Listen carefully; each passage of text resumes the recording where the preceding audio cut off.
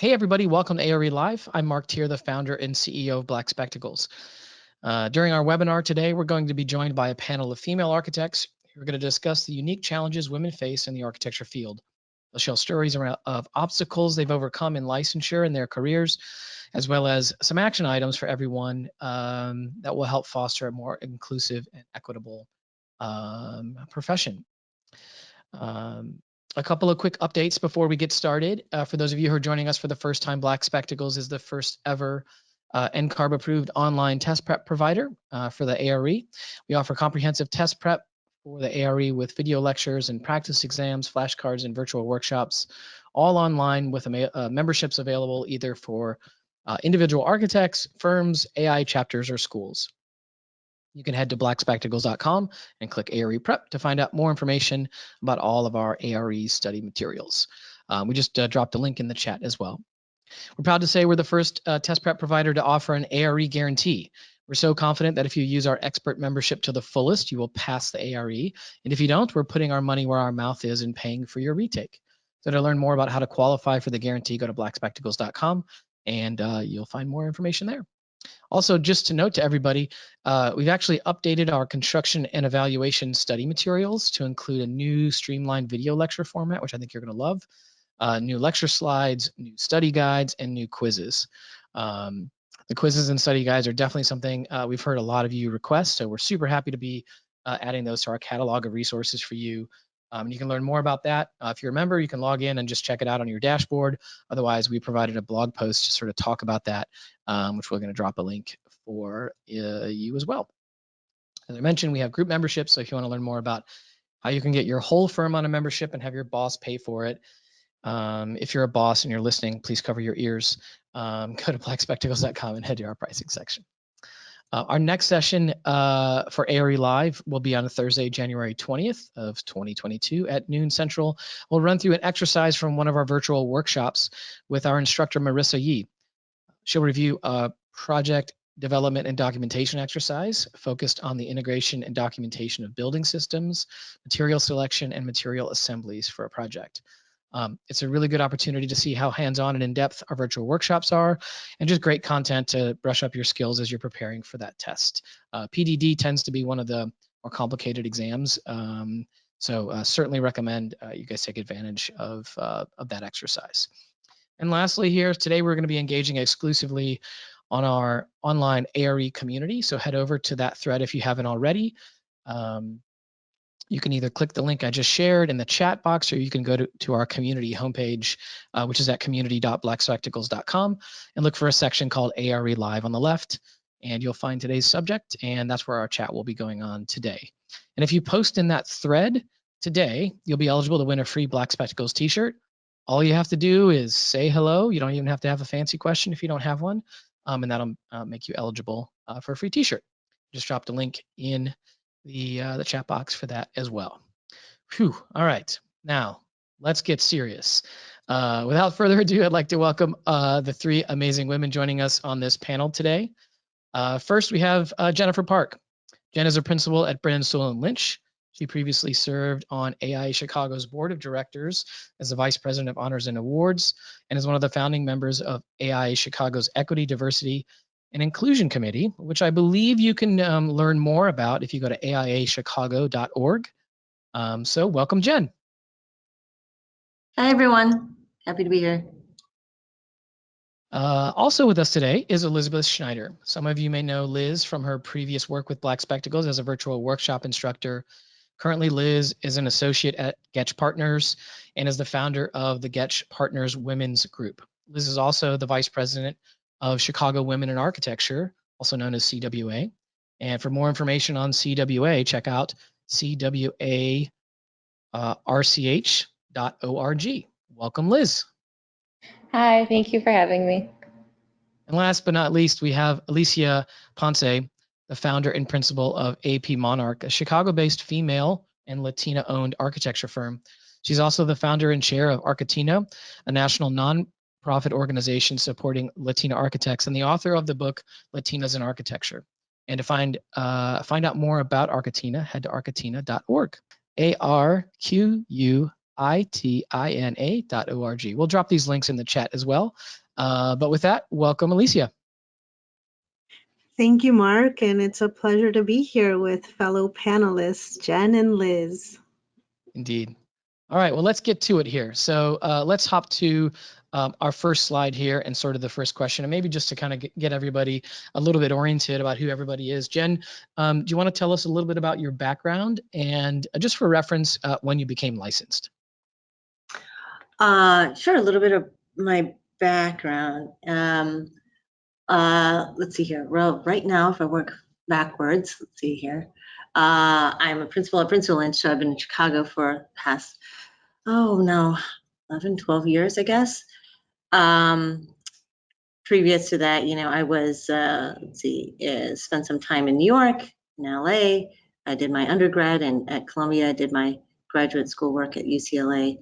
I moved back to New York from one of my first jobs after grad school, and then spent some time in Virginia, which is actually where my licensure story starts, and then headed to Chicago from there. And so in that same time, I started teaching. So it's kind of my dual role is I both practice and I'm both a professor.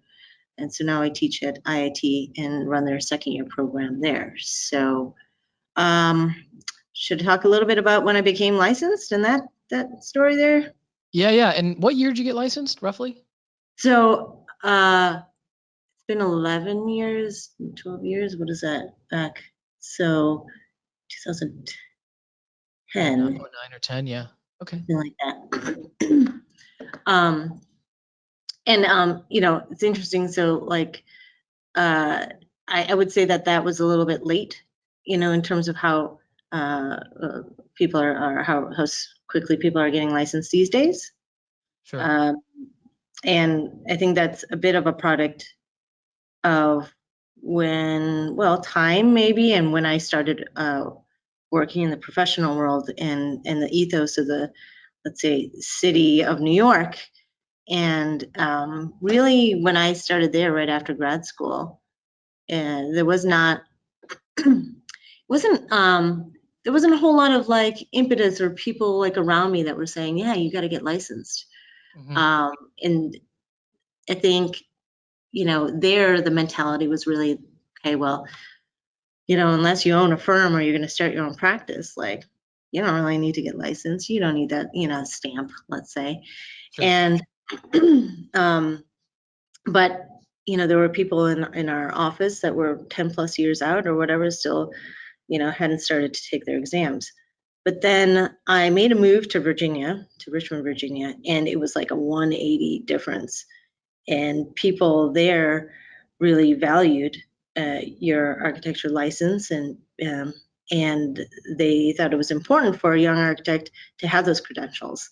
Everyone around me as a young architect was talking about, studying, and I think that's when I started to study for my exams.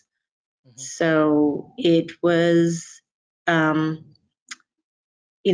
different. And I think some of that here also, now that I see it in Chicago, is kind of that also, like, it's a little bit more important here. There's a little bit more value placed on it here than I felt like there was when I was in New York, at least. Maybe times have changed, or culture has changed in New York or something, but here I think it is, there's a value placed to it, a merit placed to it. It's kind of it's an achievement for sure, right? But it kind of, for me as a young architect, didn't hit me until more people around me were, and the culture around me was kind of in that same mode. Yeah, makes sense. That's perfect, Jen. Liz, how about you? Tell me a little bit about your background and when you became licensed. Sure. Yeah, I'm from Ohio originally, so I went to school at 2 Ohio universities. I went to Kent State for my undergraduate degree, and I went to Ohio State for my graduate degree. I graduated in 2013 with my graduate degree. and I received an offer for a job out in Connecticut, in New Haven. And I worked there for about 4 years. And it was while I was working in Connecticut that I started my licensure process. So around 2014, about a year out of grad school. So it was pretty early in my career. I've only been working for 8 years, so I still feel like I'm very like early in my career in general, but I started the licensure process pretty early on. And in the middle of that, I moved to Chicago. So I think I had like at the time they had 7 exams. I had 4 of the 7 done when I moved. So I had to take a little bit of a break, and I finished up with all 7 exams and received my license in 2017, just before I started working at my current job, where I've now been for 4 years. Awesome. All right. Thank you, Liz. Alicia, how about you? Tell me a little bit about your background and when you became licensed. Yeah, of course. So unlike Jen and Liz, I was born and raised here in Chicago, and I've stayed here in Chicago. And I always like to say your journey is your journey. You know, I like to compare it to yoga. Where you are that's okay, because everybody has different experiences, and I've had to learn to embrace my own experience. Just like Jen mentioned, there was really no one kind of looking out and asking, are you going to get your license, or what are you thinking about that? There wasn't a mentor with that intent to get my license, but it was something that I've always wanted to do as a kid. I was 6 years old, but I didn't necessarily know the steps to take the licensing, how to become a licensed architect. But I finally became licensed, in 2016 after, it was a 15-year journey for me. Wow. And you start exams and you stop them, and that's why I applaud Liz for doing it so quickly. But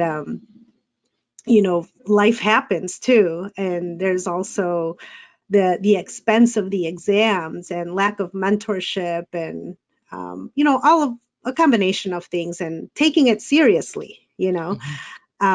So, but finally did it. And the path to licensure was different for me, as it is for many people, but was finally able to do that.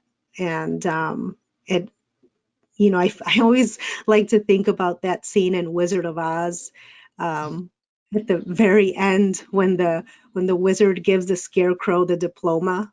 Yeah. And you now have a PhD, and all of a sudden the scarecrow is like, the sum of the sides of the isosceles triangle is, like he became, just because he had that PhD, all of a sudden he was smart. He had a brain the whole time, and that's Right. how I felt when I got the piece of paper. I'm like, oh my God, I am an architect. I know all this stuff. That's awesome. So yeah. Where your journey is your journey. Embrace it. Indeed. Going to the next slide, Alicia, let's stay with you, and maybe expand a little bit more on that. As a woman on your journey to licensure, what are some of the challenges you faced? Yeah, so I mean, I always like to look at, the reason, and maybe we'll talk about this later, but why I started the nonprofit Architina, because I just look at my own experience, my personal experience of what the challenges are as a woman and as a Latina. For me, it was started in high school, looking for colleges, right, in a good architecture program, where my counselors, they told me that the university would be too hard for me, and so I wasn't necessarily encouraged to go into a university, and I was handed applications for our community colleges. And so I think about that, not to say that community colleges are bad, but they wouldn't give me an application. This was before internet, right? There were paper applications, and you had to fill them out. And so that experience just really sticks with me. And because I think about how many people, students, did they do that to? And they said, okay, you're right, I'm not smart enough, but I still did it anyway. And you have to find those mentors along the way. There's going to be lots of no's along the way, and you have to use that to build yourself up and say, you know what, I can do this. If you believe in yourself, you can do it. And there were other, adversities along the way, in college, and working in a firm and meeting women who kind of wanted to sway me away from architecture because they weren't advancing, as associates or senior associates, no matter how many years they were there. And, they kindly tried to sway me into other professions, or hiding the fact that you have children. I met some women that would not say they had children because they thought it would hurt their career. So there's a combination of things that, others don't necessarily realize that happened to us. Wow. I appreciate you sharing that, Alicia. Jen, how about you? What are some of the challenges you faced on your journey to licensure? Yeah, I mean, I would echo some of what Alicia said as well. And I think mine, at the roots of it, are that when I was a young architect, and I think, not being taken seriously was a big thing, and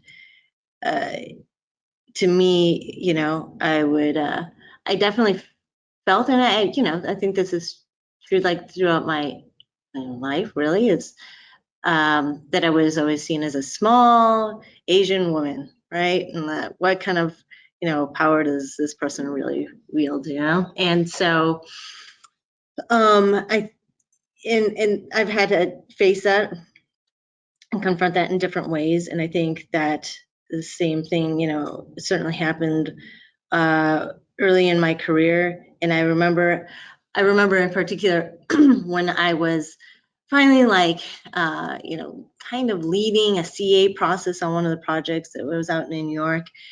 And I got to, go out to the job site, and I was on my own this time, no PM, holding my hand or anything like that, no senior PA leading the way. And I was so excited to do that, right? I was I didn't really have apprehensions, and I wasn't really nervous necessarily. But then you go out there, and it was, me, this small young Asian woman, I guess, out there talking to like these kind of brutish kind of New York contractors. And there was definitely the first few moments of the conversations where everything I did was questioned, right? Everything. And it was just more than anything, not just kind of trying to see if they could thwart, my authority or undermine, my stance on things. And all I did was stick to the facts. I knew what I drew. I knew the design. I knew what I was, delivering there. I knew what I had to do, right? And so I just stuck to that. And, it was kind of like a very simple kind of moment of aha moment where they were like, oh, where's this detail? I've never seen this, blah, blah, blah. And I just pull out the drawings and so yeah. And then the conversation changed, and the whole meeting kind of changed. So, maybe from that, I realized you just have to rely on your experience, rely on your know-how, and confidence isn't something that you just fake necessarily. I think it's really rooted in your knowledge, right? And what you deliver, you relying on your own skills and talents. And so I would say, that's part of it for me is the challenge of overcoming many of those instances and learning from them. And also, I think Alicia mentioned this before, but it's a kind of like finding your own voice through all of that too, right? I had to find my own voice. I had to find, and in other conversations, I have to find the way that I want to deliver the message, right? And I think sometimes we as women, might want to emulate what our male peers are doing, but I don't necessarily think that that is the only way or the way to go. I think, we as women deal with things differently, and I think that can be, our voice in that way, and our perspectives should be heard and can be heard. And I think we're, getting better at that. But yeah, I think that's something that I've had to learn along the Yeah. way. I love that, finding your own voice and sort of, yeah, the journey to figure that out. That's awesome. Liz, how about you? What has your experience been around challenges on your journey to licensure? Yeah, I think similarly to Jen and Alicia, for me, it really was like the catalyst for getting licensed as young and early as I did was this desire to kind of have a little bit more credibility behind my name and the work that I was doing. To gain a little bit of confidence that yes, I am an architect. I know what I'm doing, and I think a lot of young architects feel that pressure. But I also think some of the challenges are around the community of people that you are, in when you're working towards your license. I think having encouragement, like Alicia said, from mentors, but also your peers is really important. And I know I had some really crucial study buddies early on that really like we would study together and kind of help motivate each other to continue with the exams and everything. But when you're a woman in architecture and there aren't as many women in the profession with you, you don't always have those female peers to turn to or those female mentors, and it can make finding that community just a little bit harder as you're going through the process. Well, hopefully we can help solve that to a degree. I think that's a great call out, Liz. If we move on to our next slide here, and let's stay with you, Liz. Speaking specifically to sort of the path to licensure, what's something you wish, what's one thing you wished you'd known when you began your journey for licensure? I think kind of continuing what I was saying about community, I think I didn't realize at the time when I was going through the process how important that community was and how important the resources in your own office are. There are so many different topics for these exams, a large variety of things, and things that as a young architect, I didn't have a lot of experience working in. But looking back now, I mean, it seems obvious to me that there were people in my office who had a lot of experience working on things, whether it was contracts or other aspects of running an architecture firm, things that I, at my age and experience level, hadn't had any experience with, but people who had spent years and maybe even decades working on that kind of stuff. So knowing that you have those resources in other people's experiences, I think is huge, and something I wish I had tapped into a little bit more when I was studying and going through that process. Yeah, that's a really good one. Thank you, Liz. Alicia, how about you? What's something you wish you've known before you began your licensure journey? Well, everything that Liz said, I agree with. And going back to just trusting your voice, and that it's very empowering when you're going through this journey. It's intimidating going through the licensure process. To anyone, I think it's just a big step, a big time commitment, but really trusting that you can do it. Knowing that. For me too, it was, I still think about why it took me such strange steps to get here, but it is what it is. I got here, I crossed that line. But for me, it was just getting informed with the appropriate steps, the appropriate degree you need to take, getting informed with the NCARB, just reading it and being very familiar with the steps so that, you know, it doesn't delay the process any longer. You know, just knowing the steps and asking those questions. I love that. And I'm waiting for one of you to say the thing you wish you knew. Were all the answers to the test? I suppose we all did. I love this. Thank you, Alicia. Jen, how about you? What's the one thing you wish you knew going into the exams? Okay, well, one thing of many things that I wished, but is that I wish I knew the exams were going to condense, because when I started, there were 9. And Yeah, me too. when I finished, there were 7, and now there's 6. So, and I had to retake one, you know, like kind of retake one of them because it was in that transitional period. So I was like, oh my gosh, you know, like I thought I passed this, and then like, no. But, you know, in all honesty, I think certainly the community, I think, is important, as Liz and Alicia have said. But I would say, and I think Liz touched on this, is like kind of I would say that I wish that I would have relied a little bit more on my experience in the office and the project, like learning, you know, the actual, like, you know, being in the weeds of things, and getting the actual experience. For the exams that I did take, that were closest to these phases of work that I was just finishing, like they were easy, you know, and sort of easy, but easier. Yeah.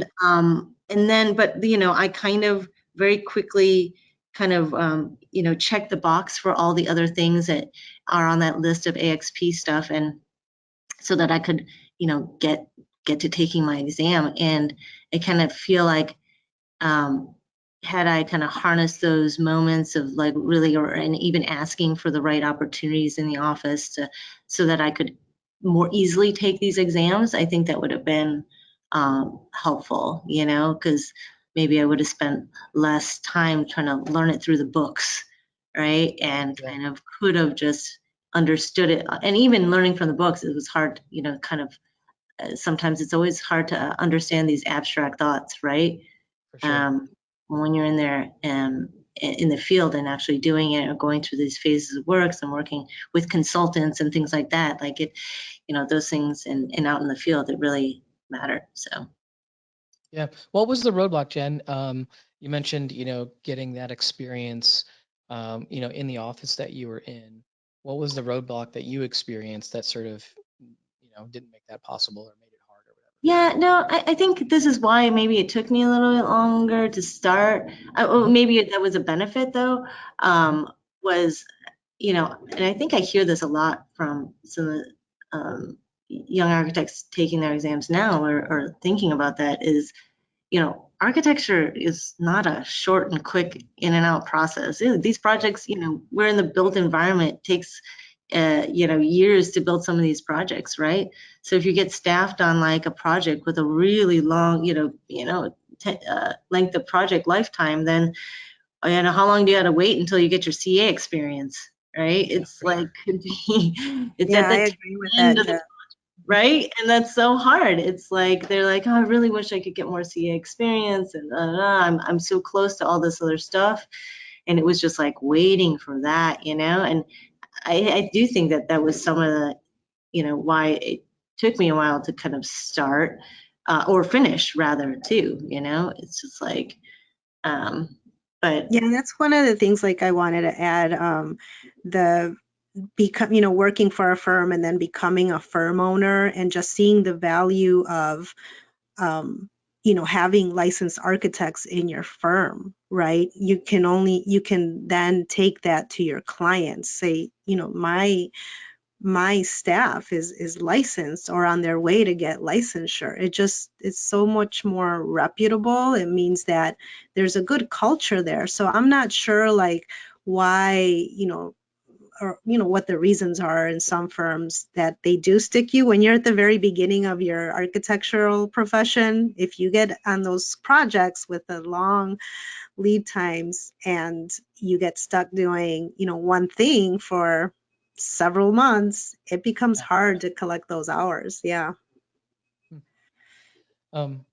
Really good stuff. Thank you. Thank you both there. Let's go to our next question here. Let's talk a little bit about mentoring. Jen, I'm going to stay with you here. Tell me about, a time when you benefited from positive mentorship in your career.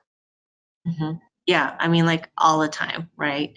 It's and I would say certainly for me, I mean, I guess I've had many kind of critical junctures and here and there, but one of them I remember when I really started to kind of try to reach out to different folks that were making new connections with, let's say, was when I started my own practice. Sorry if you hear the sirens in the background. But I think that was an arena that I was going to step into that I didn't know that I knew very little about, right? And so I had reached out to a bunch of folks that I knew had done it before, and to understand what I would be up against, right? To understand the pros, the cons. And even along the way, when I was in those discussions, it was about kind of reaffirming my goals, right? Like, what did I really want to get out of this? And what I think I valued from those conversations was not just like a pat on the back and a like, go get them kind of thing, right? But my mentors were real with me. They gave me the upside, but they gave me the downside, and that's what you need from somebody, I think, that you want guidance from. And I think, for those people seeking mentors, I also think this question is interesting because I don't know when we started like really honing in on this term mentors or mentorship, because I find that it's very formal, and I think that it's because of that sense, we maybe, at least for me, it was like, ooh, I don't have any mentors. I don't know, because I thought it was like this very formal process of something. It is, but it's not. It's just go find a wise old friend, right, to help you, give you some wisdom, share their experiences with you, and find somebody that you think you admire, or you see yourself in, or see a part of yourself in, or landed somewhere that you want to land, right? Reach out, and it's really a casual thing. It's a friendship. It's somebody that's going to tell you how it is, that's going to be open and honest with you. And and I would say most people are quite flattered when somebody does reach out to them. So don't think that it's, if you're worried about or nervous about reaching out to somebody, I can tell you on the flip side of things, I'm flattered by it. I'm happy to have connected with a lot of people, learn about their stories, and lend whatever wisdom or random stories that I might have to give, as long as they want to listen. Inbox is blowing up right now. I know, right? Did I just invite everybody to be my I think so. so that I can be their wise old friend?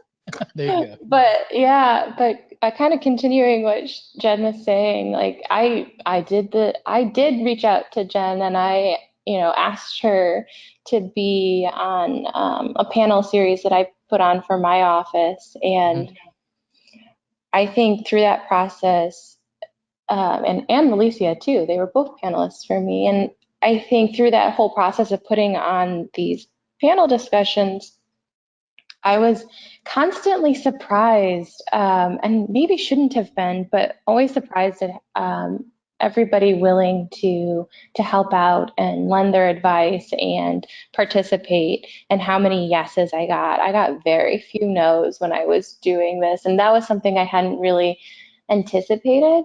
So, like what Jen was saying about don't be afraid to ask, like I've been really learning that over the past 2 years of like how important that really is to just ask the question, ask for somebody's advice, ask for them to participate in something with you. And I've I've gained a lot of really good relationships out of that process.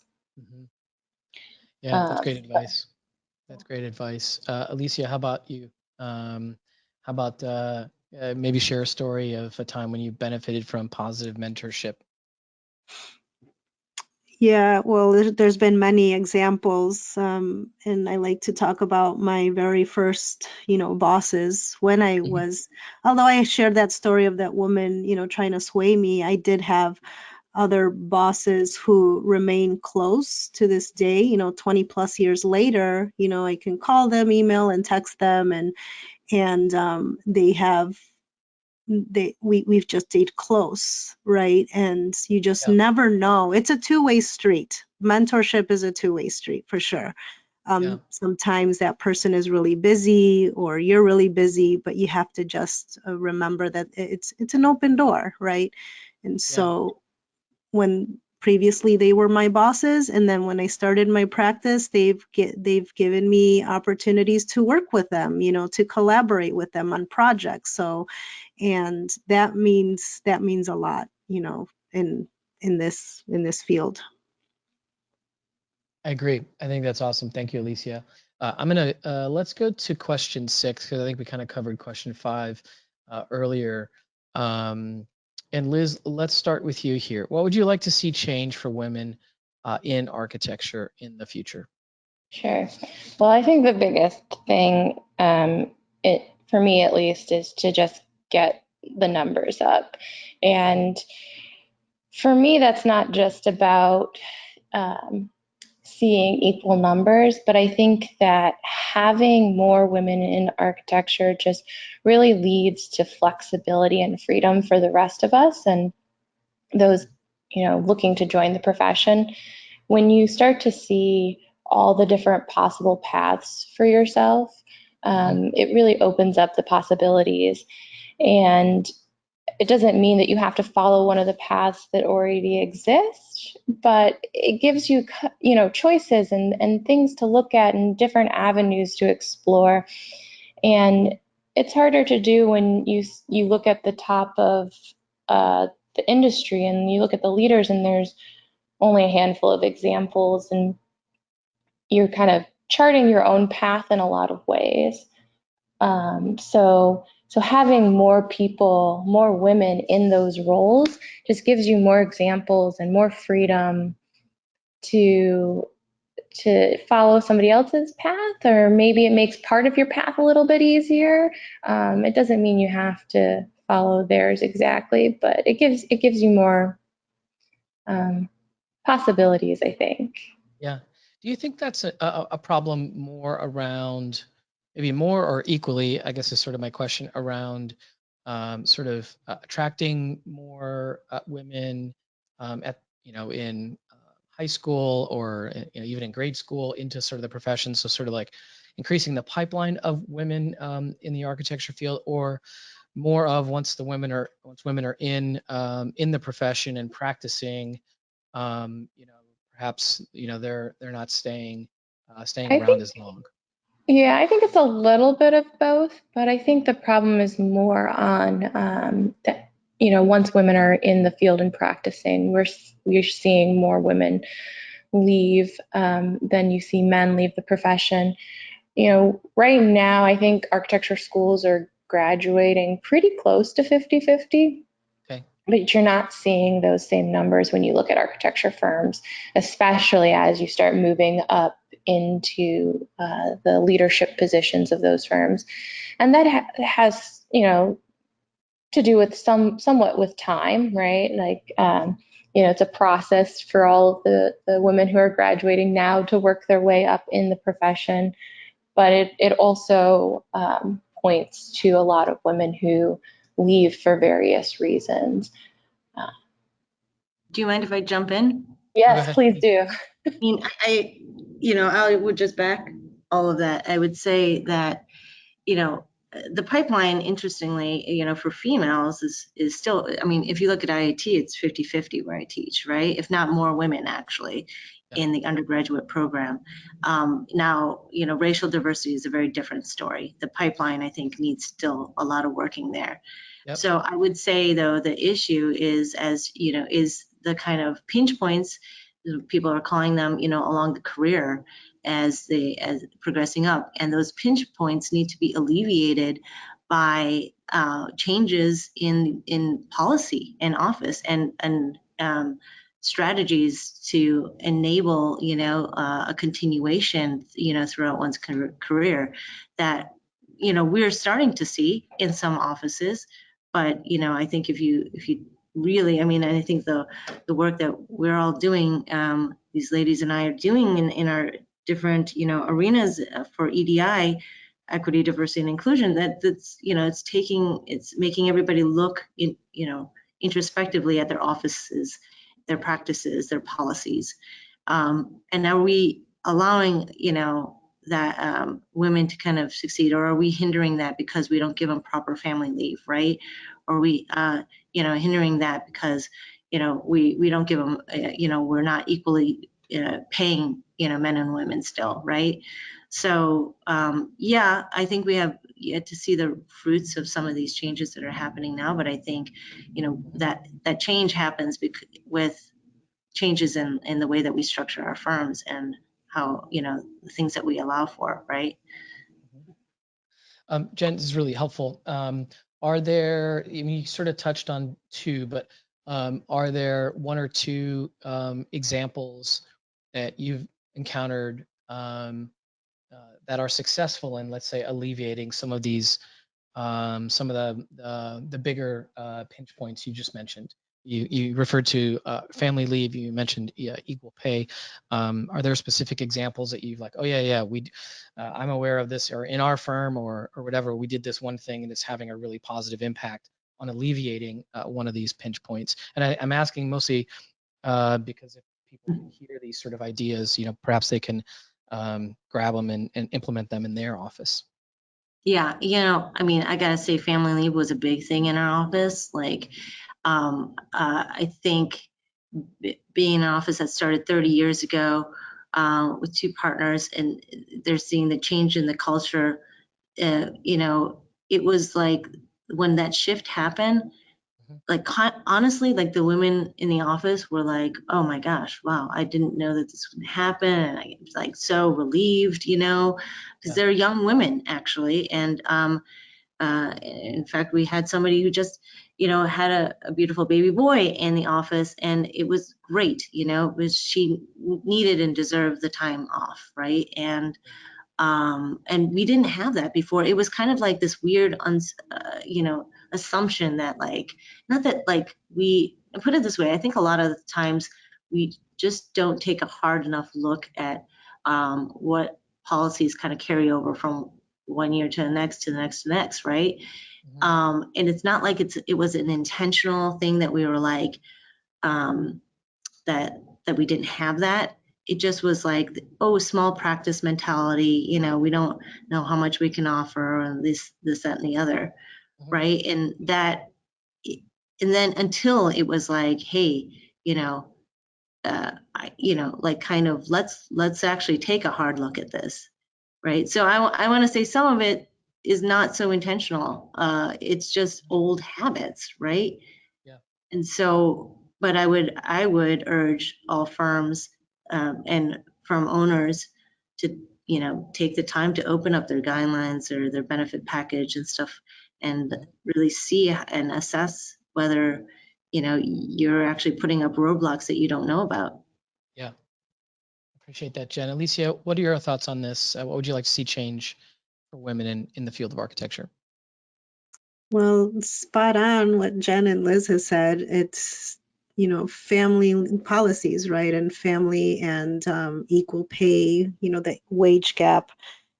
I think it's slowly changing from when I started 20 plus years ago, but on average, women, it's about 84 cents to the dollar to our male counterparts. And if you look at Latinas, it's 54 cents to the dollar. So you wonder why is that? And as women, we are seen as the caretakers of our, whether it's our children or our elderly parents. There just has to be more supportive policies for that.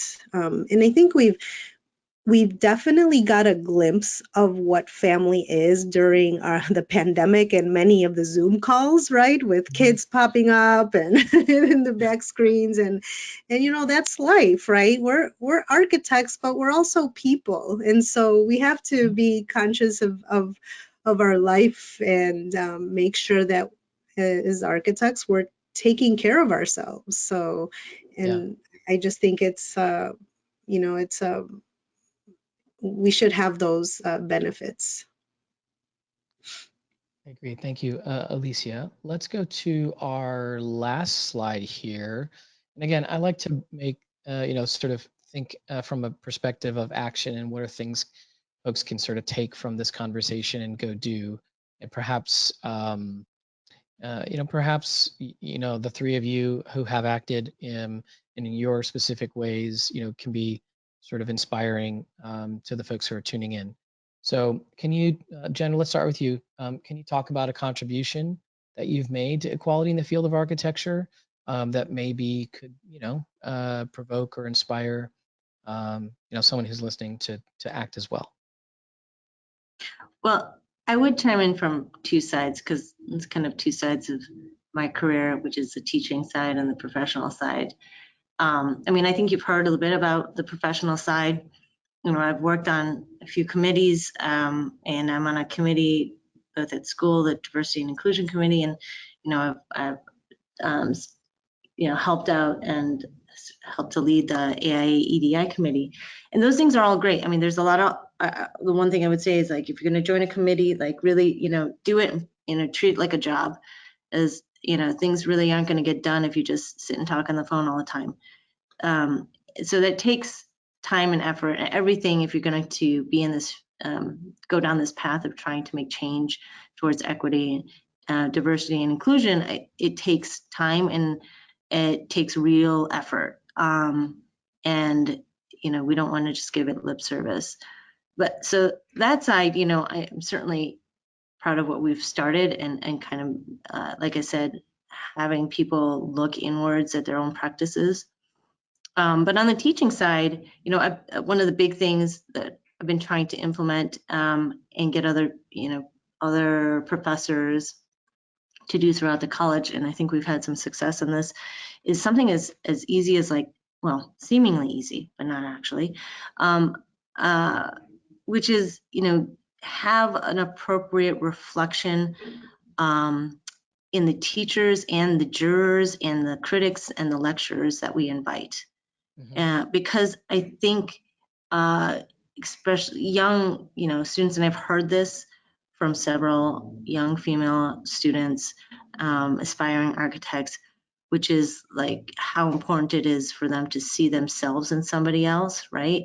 And in school, your professors and the people that are talking to you, right, and teaching you, as well as the lecturers and the jurors, right? They're who they see all the time. They're who they're going to look up to. And it's very easy to invite jurors that, there are plenty of wonderful, talented architects out there that we can invite. But I think if their class is 50-50 at the very least of men and women, we want to show them that the future can be 50-50, right? And balanced. And that kind of reflection falls on us as professors and how we curate and who we invite to our juries. It's hard. It's easy in a sense, but it's hard because we currently, still don't have a balance of men and women in the field, right? And so, and the women that are doing great things are, they're double timing, triple timing their efforts, right? That's just the state of things now. And so for them, we've got a very limited pool, but I think that's really important. And I think you could carry that thought into, any kind of mentorship conversation as well. Like, who are we putting up there to talk to our young architects? Who are we putting up there to kind of represent, right, what the future could be? So I think those things, you know, are things that I'm working on, and want to say that I think the other half of this was what could, you know, listeners contribute to. You know, I think we've said this maybe before, but don't be afraid to ask for, let's say, better representation or voice a concern in your policy or your staffing. I think you'll, you know, by asking the questions, you know, maybe you get the answer you want, maybe you don't, but at the same time, you'll be able to really tell a lot about the values of a firm or organization, I think, in their response to that, right? So. For sure. Thank you, Jen. Liz, how about you? Share a contribution you've made that might, you know, inspire other folks to act as well. Sure. Yeah. So one of the things I'm proudest of is, I mentioned before, the panel discussions that I started at the beginning of 2020. So over the past 2 years, I've had 8 panel discussions featuring different women leaders in our industry. To me, what's been so important about these panel discussions, particularly for my office, is we're an office that doesn't have a lot of women in general, and very few at the top of the firm. And so it was really important to me, for myself and for others in the office, to be able to come to these discussions and listen to a group of women leaders talk about topics like equity in architecture and family leave and mentorship, and how that's important to creating a more equitable firm. But it allowed my office to start to have these conversations a little bit more openly, but also at the same time showing examples of what women leaders look like, which I thought was important, not only for the women like me in my office who don't have a lot of examples to draw from, but also for the men who are currently leading the office, to show them how having women in leadership could really benefit them and what that could mean for us as an office. And so we're very early on in this. We've only been doing this for 2 years, and now the hard part, I think, really starts, which is, okay, we've had all these conversations, and what does that mean policy-wise, or how do we put some of the things that we've talked about into action? But I think having that community that's been created from these panels has been really, really important and inspiring for me to see and hear all of the advice. And kind of similarly with my work with CWA, that community has been just as important. So CWA, for those who don't know, is a completely volunteer-led organization that was started in 1974. I believe it's the oldest women in architecture organization in the country, or if not, very close to. And our goal for that is really to provide support for women at all stages of their career. So for me, I was really drawn to it to tap into that network and kind of expand my network. But in addition to the network of women that you can meet being a part of CWA, we do offer scholarships for students. We're looking at offering more funding for ARE incentives and things like that. So we're really trying hard to bring support to women as they're trying to work through and advance their careers. So if people are looking to contribute, they can get involved in CWA, and it's a starting point at the very least. Yeah, I love it. And Liz, remind me, CWA is I believe the one that you're a part of is the Chicago chapter of it. Can you sort of help me understand? That's one question I've had for a while, is that's sort of the national nature of CWA. Are there different chapters? Is there sort of one kind of national component? Can you just sort of articulate that? So CWA is a Chicago-based organization, completely Chicago-based, Chicago Women in Architecture, but we also have a foundation. So CWA is a 501c6 and CWAF is a 501c3. Okay. So a little bit different than the tax code, but we work together quite a bit to provide different resources. There are other organizations that are more national. One that we just had open a chapter in Chicago is Professional Women in Construction, PWC, and they have a lot of chapters out on the East Coast. I think New York, Boston, Philadelphia, maybe a few more. And so they're one, if you're not in the Chicago area, to look into. And also a lot of AIA chapters have women in architecture organizations that you can look into joining as well. Got it. I think that really helps because I know we have a national audience, so just wanted to kind of Yeah, absolutely. had some had that sort of pinned down. So that's super helpful. Alicia, how about you?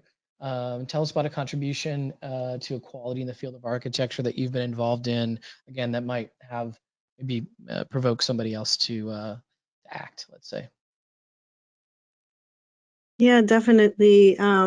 The panel talk that Liz mentioned is absolutely amazing, and I applaud her for that, and Gotch for giving her that platform. I mean, if that's a way people can definitely contribute is provide these platforms. But one thing that I created was Architina, and Architina is now a national nonprofit and started in April of last year to mentor and guide Latina women in particular on their licensing journey. Because on average, it takes about 12 years for anyone to pass the exam.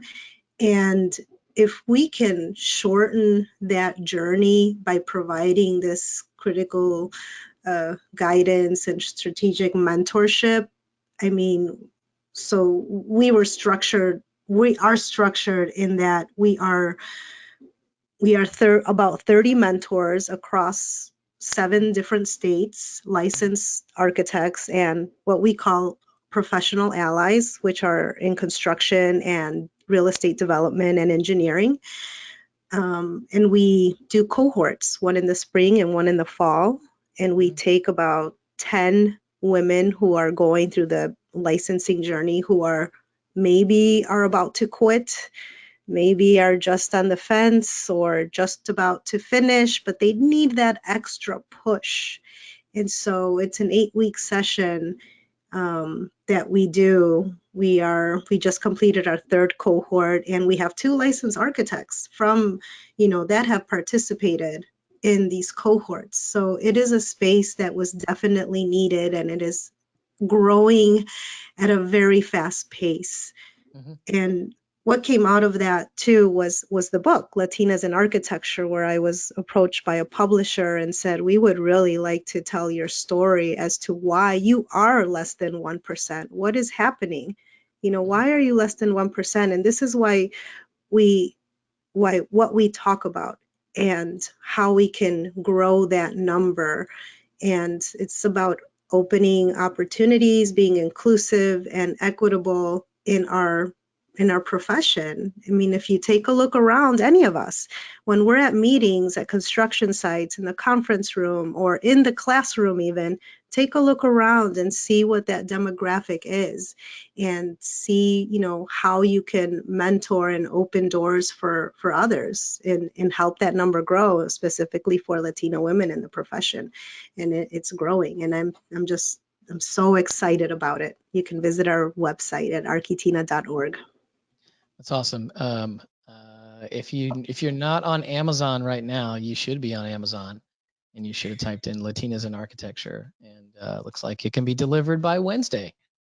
Yes, it can. Yeah, and what it does, I mean, this book, it features 19 stories of different women and on their paths as a professional. Some of them are going through their licensing, but we're moms, we're business owners, we're principals, or some of them are going through their masters. And it just offers a teeny tiny glimpse of the experience in the profession. It's all about architecture, right? We just want to build buildings for people. Awesome. Well, thank you, Alicia. Really great stuff there. And again, I just want to thank everybody, Jen, Liz, of course, Alicia. Thank you all for participating today and sharing your experiences and some advice to all of our listeners.